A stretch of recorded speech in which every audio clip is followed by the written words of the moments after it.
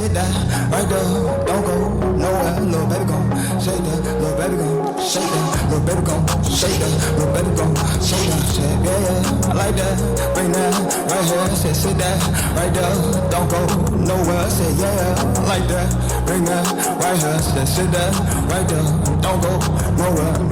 Welcome back, we back with another reaction video. Today we are reacting to the murder of Michael Reese. This is a stay awake crime and psychology video. Let's get right into it.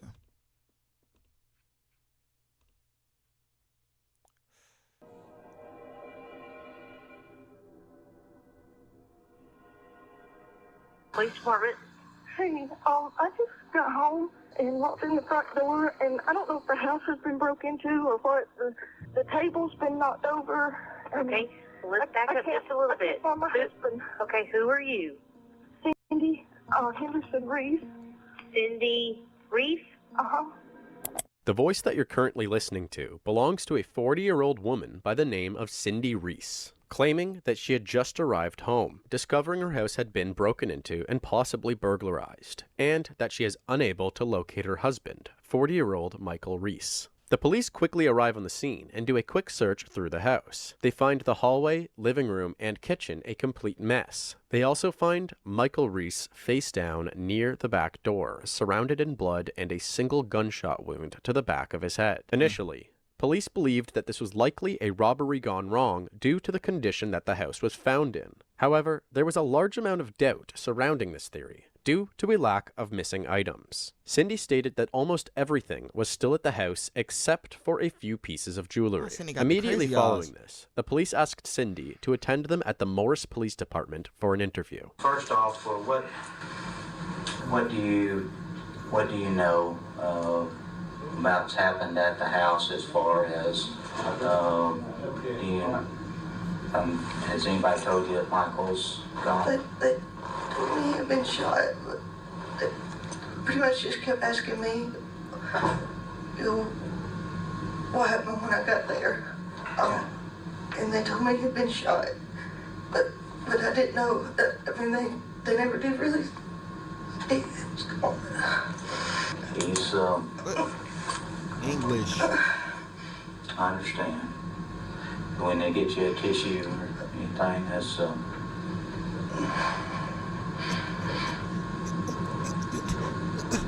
Did you get poked? Are you good? I'm so sorry. I just saw the mess and grabbed the landline, the cordless phone. Right? I'm telling Did y'all, you take holler acting for classes. Michael? I did holler for Michael. Did he have any enemies? Don't know. I really don't know. According to Cindy, this is how the day went. The two woke up and headed to work. Michael finished work a little bit earlier than Cindy, so when Mike's shift ended, he drove to Cindy's workplace to pick her up. They then stopped at Cindy's mother's house to say hello, before heading home to cook dinner. When they arrived at home, Cindy noticed that they were low on a few important grocery items, and so she headed straight back out, this time by herself, to the local Piggly Wiggly. She purchased the grocery items that she needed, and then she headed straight back home. This is when Cindy discovered the house in horrible condition and dialed 911. Investigators decided to look deeper into this story.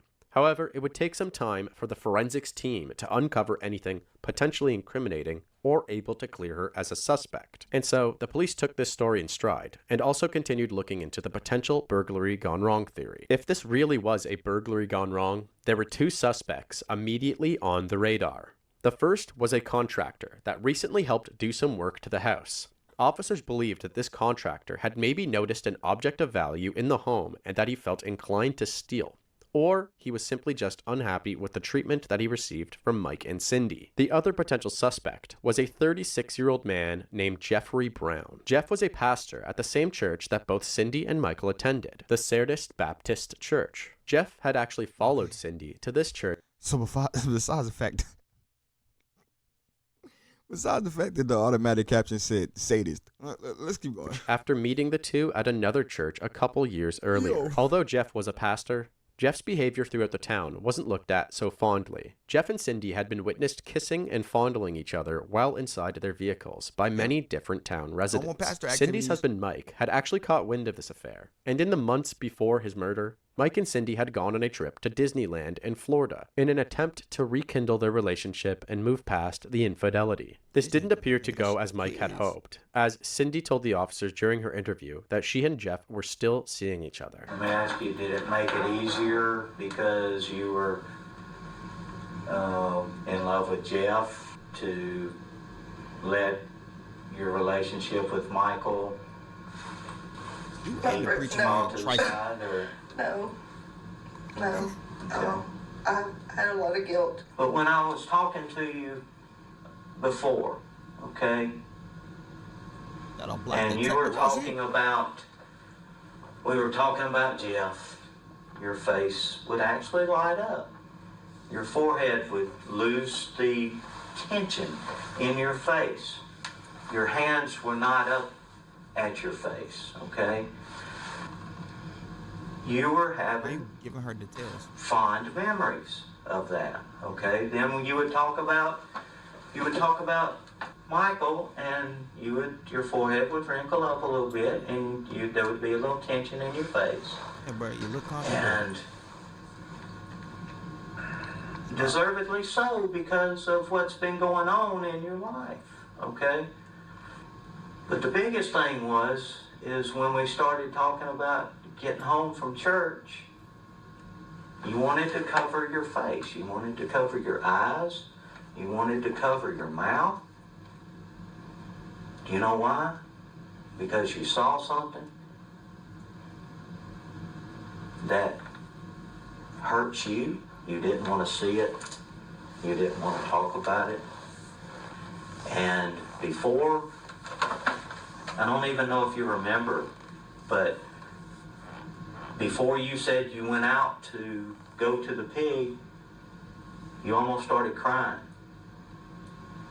Because you knew exactly when and what happened, and it terrifies you. It terrified you. You know. So again, I'm so sorry.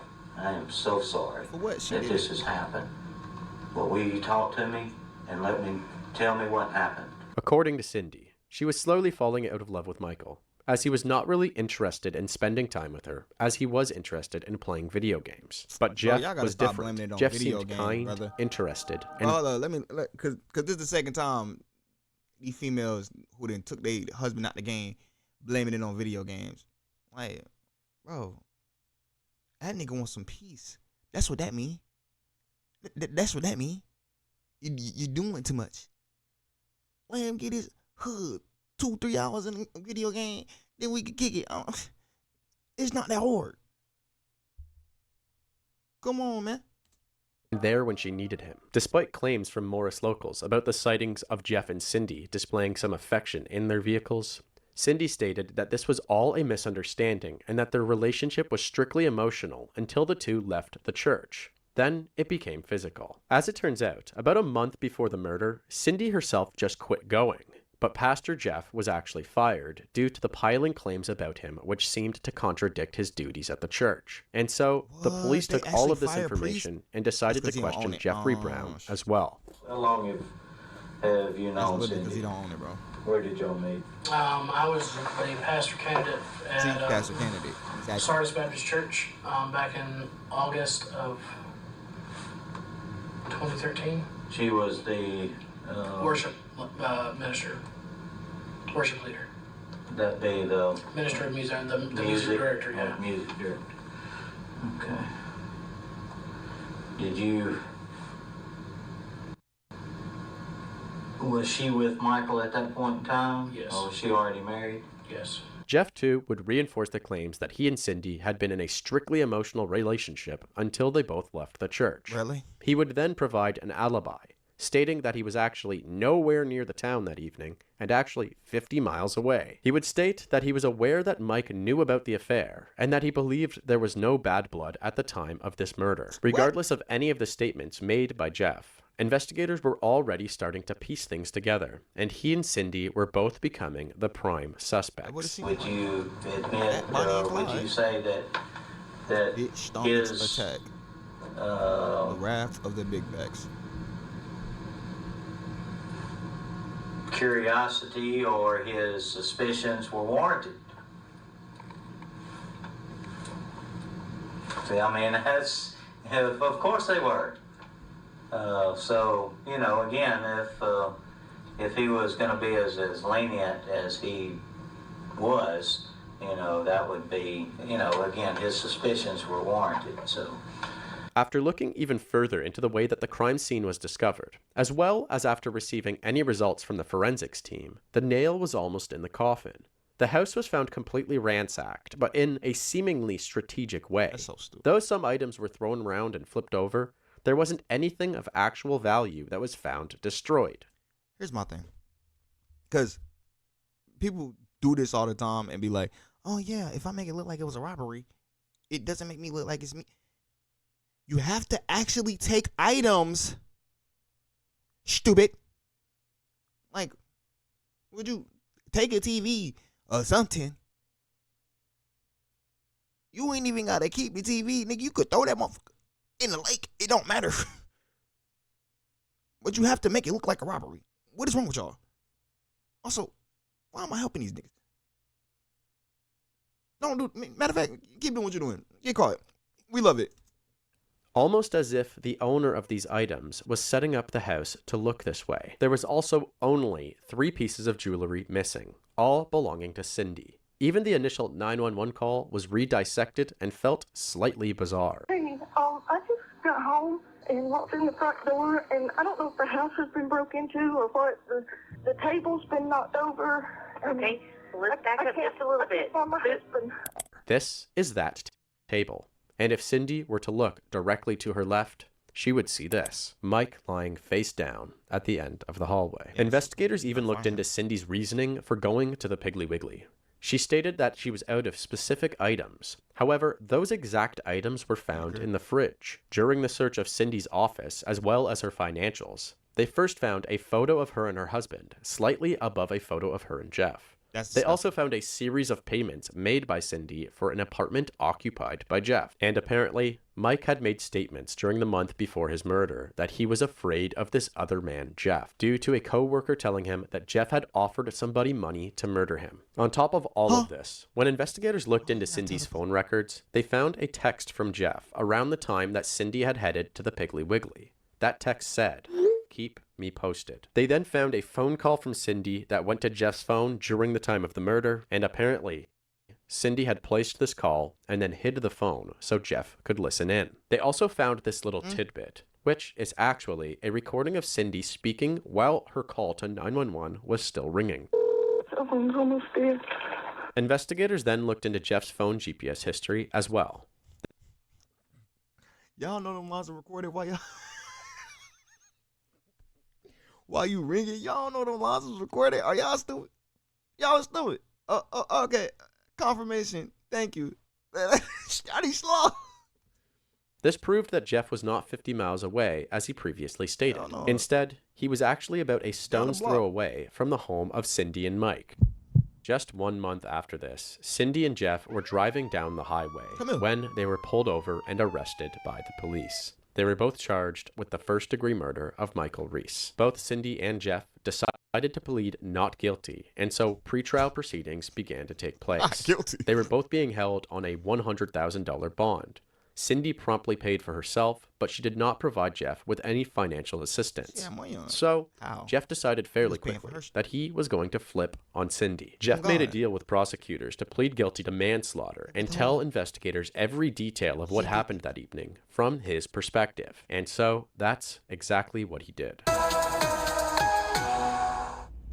West Virginia. Well, Eunice, Jeff Brown was named senior pastor here at Sardis Baptist Church about 3 years ago. Now, he only served for about a year, but while he was here, he baptized Michael Reese in that sanctuary. Now, Brown is headed to prison for his role in Reese's murder. Cindy's trial then began in November of 2016, about a year following the murder, and this was the prosecution's theory. Cindy had been attempting to figure out a way out of her relationship for some time. They stated that after Cindy was picked up from work by Mike, that the two headed straight home. When they entered the home, Mike continued towards the back door to let their dogs inside. And as he bent down to say hello to the dogs, Cindy delivered the kill shot to the back of his head. She then staged the home to look ransacked and then drove to meet up with Jeff, who had been waiting nearby to collect the murder weapon and the missing pieces of jewelry that Cindy had taken from the house. She then stopped at the Piggly Wiggly to pick up a few items and establish an alibi, and then she headed home and placed the 911 call. The prosecution had Jeff testify during Cindy's trial to all of these claims. Cindy's defense tried to frame this entire story as if it was a lie coming from a spiteful ex-boyfriend, stating that when Cindy did not bail him out of prison, he manufactured a story that would protect himself in some ways while also completely incriminating her. The jury deliberated over the case for only an hour and a half, and Cindy Reese was found guilty for the first-degree murder of Michael Reese. Reese's mother headed to prison for decades for her husband's murder. Today, a judge sentenced Cindy Reese for her role in a fatal love triangle. WVTM 13 reporter John Papke shares what the punishment means to the victim's family. Might be better to love yourself. Sitting in shackles this morning, Cindy Reese faced a judge awaiting her punishment. 2 years ago, her husband Michael Reese was gunned down in the couple's Morris home.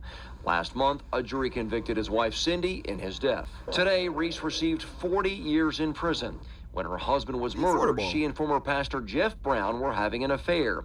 Prosecutors argued the murder was the casualty of a tragic love triangle. Cindy Reese's first parole consideration will be in the year 2030. Bro, that's 5 years from now. Oh, that's the end of the video. Cindy's insane though. Like, bro, I'm just trying to figure out what is your plan after this? And then why would you not bail the buddy out if he's the only one that can connect you to everything? You gonna have to do right by him. You said, nah, I'm good.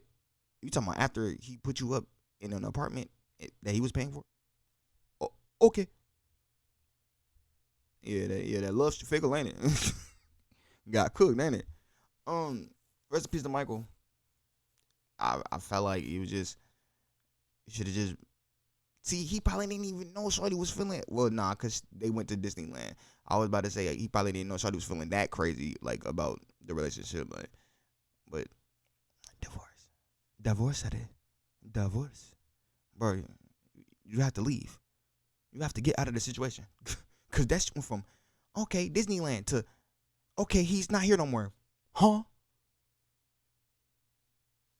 Yeah, man, she was scheming on him. And it's sad he couldn't see the signs, because if he could have seen the signs, he could have got away. And probably could have prevented this. She probably would have had another target, though, because, like, if you think that taking him out the game is the only way to solve your problem, when, you know, you could just, I don't know. I would have said therapy, but what is a therapist going to do when you want to take this man off the map? But you could have just broke up with him. Like, let's be separated. Let's get separate houses. Divorce. I mean, you already had a separate house. You was with Jeff ass. So anyway, also beware of pastors. Them niggas is trifling, and that's on God. Make sure y'all like, comment, subscribe, share the video. Say your comments on the video in the comment section below. Also hit the notification bell so you can stay up to date when I drop videos on this channel. I'll catch y'all on the next one. Stay safe, y'all. Everything I'm seeing, I achieve it, bitch, you best. Everything I'm seeing, I achieve it, bitch, you best. Everything I'm seeing, I achieved it, bitch, you best believe it. It has been my Nintendo shit, though, kick it with my kinfolk. Haters just be talking, so I really do not need their info. Yeah, their info, yeah.